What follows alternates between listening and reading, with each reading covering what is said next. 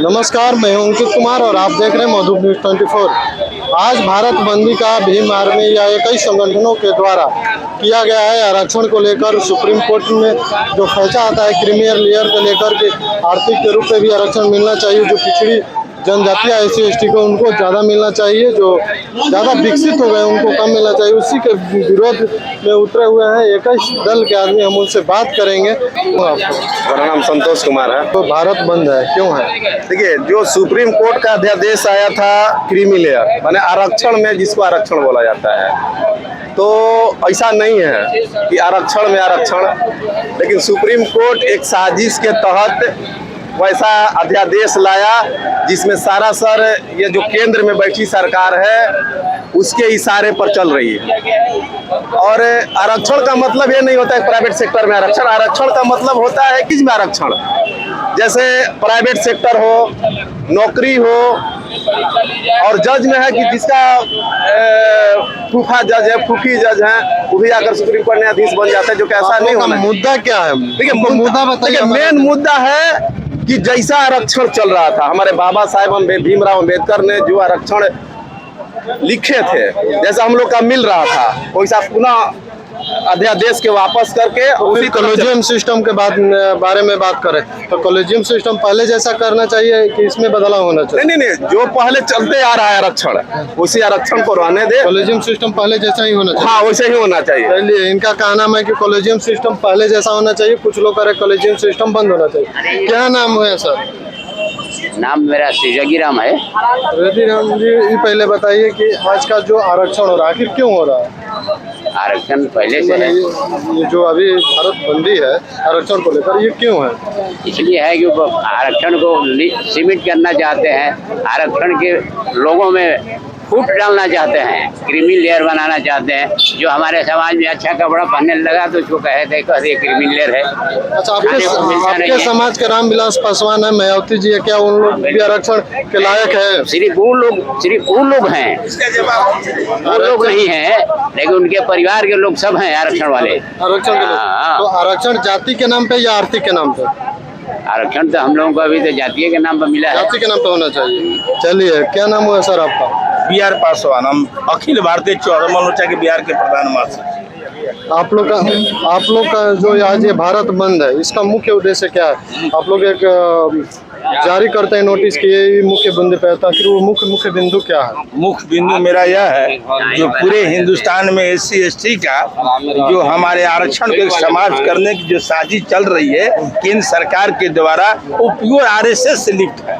और रामविलास मायावती जी आरएसएस राजनीतिक पार्टी नहीं है सर। अरे वो तो उस राजनीतिक पार्टी है ही नहीं, लेकिन पूर्ण रूप से समर्थन करता है। और हमारे काशी राम जी, मायावती जी और ये रामविलास जी ने बहुत बार जो है परिषद लोकसभा में लोगों ने कहा कि 9वीं सूची में एससी एसटी को डालो, आज तक नहीं डाला गया। आप जो इनसे सवाल किए कि जो क्या रामविलास जी मायावती आरक्षण के योग है, तो आपको देश में 15% है, आपको 10% आरक्षण मिला, तो आप में वर्गीकरण होना चाहिए कि नहीं? शिवशंकर सिंह कुशवाहा। आप BC2 है, आप SC ST के लिए आए हैं, और ST ST में मेरा सवाल है कि जाति पे आरक्षण होना चाहिए या आर्थिक? पहले तो समझ लीजिए कि हम एक इंसान हैं और भारतीय हैं ना, इसके बाद में हम जाति है, और इस देश का सच्चाई जो है जाति है और धर्म है। चूंकि इस देश के लोग जाति में पैदा लेते हैं, इंसान पैदा लेते नहीं रहे। जहाँ तक सवाल यह है कि आप बोले कि हम BC क्लास में आते हैं और क्यों आए हैं, यह सवाल BC का नहीं है, मुल्क के टूटने का सवाल है, देश टूटने का सवाल है। शोषित पीड़ित जनता को जो कुछ आगे बढ़ने का जो अधिकार था उससे वंचित करने का सवाल है, उसके एकता को खत्म करने का सवाल है। और आप बोल रहे हैं कि आरक्षण का आधार आर्थिक होना चाहिए कि जाति होना चाहिए। अगर जुल्म ज्यादती अगर जाति के आधार पर हो तो आरक्षण जाति के आधार पर होना चाहिए। आरक्षण के बारे में मैं आपको बता देना चाहता हूं कि आरक्षण कोई खैरात नहीं है। आरक्षण हम ले नहीं रहे हैं, हमारे आरक्षण को लोगों ने छीना है। हम इस देश के इतिहास पूर्व काल में हम इस देश के शासक थे। हमारे षड्यंत्र से जब इस देश में विदेशी आए, आर्य जब आए तो हमारे अधिकार तब हमको तो उन्होंने छीनने का काम किया और एक किताब लाया जिस किताब का नाम था मनुस्मृति। अब मनुस्मृति के माध्यम से दो देश के 85% जो बहुजन थे उनके तमाम आर्थिक, सामाजिक, शैक्षणिक आधार को उसने छीन लिया और देश के जो 2-4-5% जो लोग थे उनके बीच में वो देने का काम किया। हम ये कह रहे हैं, आपसे पूछना चाह रहे हैं, इसलिए जब संविधान का निर्माण हुआ तो बाबा साहब ने भारत के इतिहास को अध्ययन किया और भारत के इतिहास के अध्ययन करने के बाद में उन्होंने कहा कि जिसका हजारों साल से जो संसाधनों पर से कब्जा खत्म हो गया है, जिसको छीना गया है, जिसको अलग किया गया है, वो राष्ट्र के मुख्य धारा में कैसे आएगा। तो इसलिए उसको जो है एक सुविधा दे गई। आरक्षण बेरोजगारी के समस्या का समाधान नहीं है, आरक्षण रोजगार का आधार नहीं है।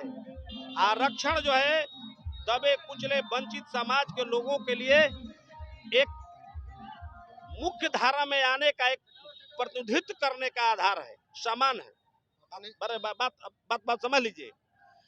सवाल है कि जब आरक्षण का आप वर्गीकरण करने चल रहे हैं तो आरक्षण का वर्गीकरण आप करना चाहते हैं तो कीजिए, अच्छा से कीजिए। अभी 4 साल से जो है EWS लगा हुआ है, 4 साल से EWS लगा है। 94 आदमी ने EWS के माध्यम से आपको नौकरी IAS बनने का काम किया है। उसमें मात्र 13 गो राजपूत हैं, 1 और 2 के दुखी जाति के लोग हैं। बाकी जो है आप समझिए कि 78 जगहों पर एक जाति ब्राह्मण जो है वो कैसे चला गया। पहले तो उसमें तक कीजिए कि ब्राह्मण को नहीं रहना चाहिए। सुप्रीम कोर्ट का जो जज है, दादा भी सुप्रीम कोर्ट का जज, अभी चंद्रचूड़ के बाप सुप्रीम कोर्ट में जज थे, तो दादा भी सुप्रीम कोर्ट का जज, हाई कोर्ट का जज, बाप भी सुप्रीम कोर्ट का जज, हम भी सुप्रीम कोर्ट के जज बने। पहले तो अपना तो पद त्याग गया कि आप तो वहाँ पर मत जाइए। अपने जज का बात कहा तो हमें यहाँ के लोगों से ही बात किया, कॉलेजियम सिस्टम बंद होना चाहिए तो नहीं तो कह रहे पहले जैसा होना चाहिए। कॉलेजियम सिस्टम पूरी तरह से बंद होना चाहिए। कॉलेजियम सिस्टम बंद होना चाहिए। क्या कह रहा है कॉलेजियम से? यही पे बात क्या। और देखिए आपने अच्छा, हम क्या बोले, आपने अच्छा चीज बताया। यहाँ के लोगों का एक और मांग है, आप जानते हैं क्या है? प्राइवेट सेक्टर, यहाँ प्राइवेट सेक्टर, मेरा बात सुन लीजिए। हमसे आरक्षण होनी देखिए, मैंने हमसे जब पूछ रहे हैं तो मेरी बात कीजिए और आप अपनी बात कीजिए, यहाँ के लोगों की बात मत कीजिए। यहाँ के लोग जब हमारे पास आएंगे तो कहेंगे यह क्यों साजिश रचा गया, यह साजिश रचा गया, यह पूरे के पूरे आरक्षण को खत्म करने के साजिश है। एक नहीं, चाहे ओबीसी का आरक्षण हो, चाहे वो SC ST का आरक्षण हो, ये तमाम आरक्षण को खत्म करने का यह साजिश रचा गया है। इस दृष्टिकोण से हमने जब उठाना चालू किया संसद में विभिन्न जगहों पर कि जो है मात्र इस देश में सरकारी नौकरियां जो है 0.25 है। हमने जब कहा कि भाई देश के संसाधन से ही यहाँ के जो निजी कल कारखाने बन रहे हैं तो सारे निजी कल कारखानों में भी हमारा आरक्षण होना चाहिए, तो उन्होंने ये नया लेकर दे दिया कि आप उलझ जाइए अपने में ही कि SC ST के वर्गीकरण। जब मैं ये कहना शुरू में कहा कि जब जाति के आधार पर जब भेदभाव हो रहा है, आप जिस जाति को कह रहे हैं कि वह जाति पीछे रह गया, तो जो जाति पीछे रह गया आपने 78 साल के आज़ादी में उसको सरकार है, अपने सरकार ने उठाने के लिए उसको क्या व्यवस्था किया। सुप्रीम कोर्ट अगर यह निर्देश देता कि जो लोग अभी पिछड़े हैं, दलितों में, SC में, ST में, हम उसको विशेष पैकेज देते रहे, ये आरक्षण को रहते हुए हमको कोई दिक्कत नहीं दिया। मेरा सोनू कुमार पासवान नाम हो। आप किस पार्टी से? राष्ट्रीय दुसाध रेजिमेंट अध्यक्ष हैं, रोहतास जिला। जी जी। यहाँ पर आरक्षणों का मुख्य मुद्दा क्या है? आप लोग क्यों भारत बंद कर रहे हैं? मुद्दा यही है हम लोगों का कि जो SC ST कन्या जो लागू किए है वो ठीक नहीं है, हम लोग के लिए अच्छा नहीं। अच्छा, तो अगर सुप्रीम कोर्ट ये बोल रहा है जी कि जो आपसे भी जो नीचे और लोग हैं जिनको उठाना है, तो वो खराब है या बढ़िया है? क्या चीज, क्या बोले? जो लोग हैं, आप लोगों में आर्थिक रूप से कमजोर है, उसको बोल रहे हैं कि उसको एक्स्ट्रा मिलना चाहिए, तो ये गलत है या खराब है? नहीं, देखिए इसमें तो हम लोग नज़रअंदाज नहीं कर पाएंगे, ठीक है, लेकिन क्या सही है क्या नहीं है हम आपसे पूछना चाहते हैं। जो अभी सुप्रीम कोर्ट अलाउ कर दिया वो सही है? सुप्रीम कोर्ट क्या कहा? यही कहा सुप्रीम कोर्ट ने कि 7 लाख से ज़्यादा 5 लाख से ज़्यादा रहेगा उसको ये किया जाएगा, जो कि कहा नहीं जा सकता है। आप बताइए हमको कि वहाँ परीक्षा नहीं हो रहा है, जिसके परिवार में जज रह रहा है वही जज रह रहा है, ये कहाँ का भाई ये है? और SC ST जो हमारे बाबा साहब ने बना के गए, उस चीज़ को आप थोड़ा थोड़ा करके उसको तो आप वर्गीकरण कर देना चाह रहे हैं, उसको कैटेगराइज कर देना चाह रहे हैं, उसको भी अलग कर देना चाह रहे हैं। इसका मतलब कि हमारे समाज का बंटवारा कर रहे हैं। जब समाज को बंटवारा करेंगे तो उसमें हम समाज बिखरने नजर आएंगे। उसके खिलाफ में एनुअल इनकम कितना है? एक मिनट नहीं, सवाल पर बात करिए। देखिए, ये जो है साजिश है बीजेपी का, कंप्लीटली साजिश है कि इसको धीरे धीरे बांट कर कैटेगराइज करके और संविधान को खत्म किया जाए। मैं नहीं, उनका सोच है, इसमें जरूरत नहीं था। चलिए, यहाँ के लोगों से बात की है, अलग अलग बातें बताए यहाँ के लोगों ने। कुछ बोला कि आर्थिक पे होना चाहिए, कुछ लोग बोले जातियों पे होना चाहिए, कुछ लोग कॉलेजियम सिस्टम को बंद करवा रहे हैं, तो कुछ लोग वैसे ही रहने दे रहे हैं। ऐसी तमाम खबरों के लिए बने रहे हमारे साथ। मैं हूं अंकित कुमार और आप देख रहे हैं मधुप न्यूज़ 24।